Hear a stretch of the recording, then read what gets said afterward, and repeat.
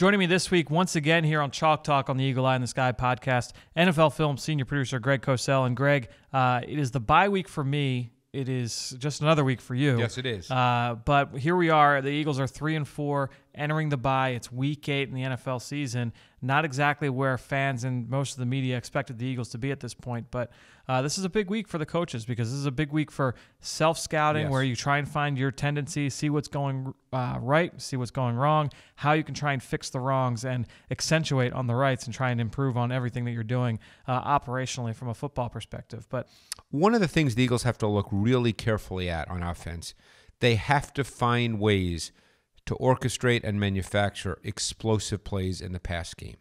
Now, they don't have the players that can just run by secondaries.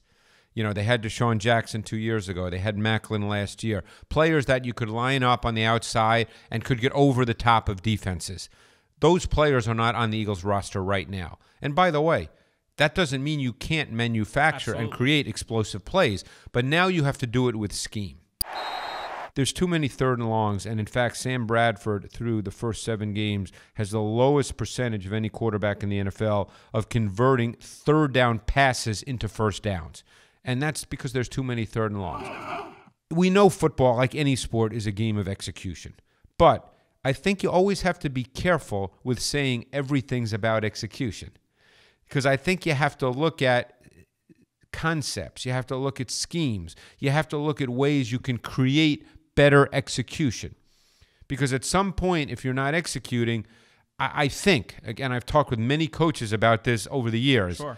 You know, at some point, you can't just say, oh, if the players executed, we're good to go. At some point, you have to try to find ways in which you can help them execute better. And there's ways to do that. And I think that's part of self-scouting.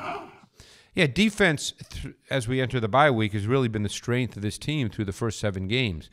You know, and they're going to play a Cowboys team in 2 weeks. Yeah. Romo will not be back yet.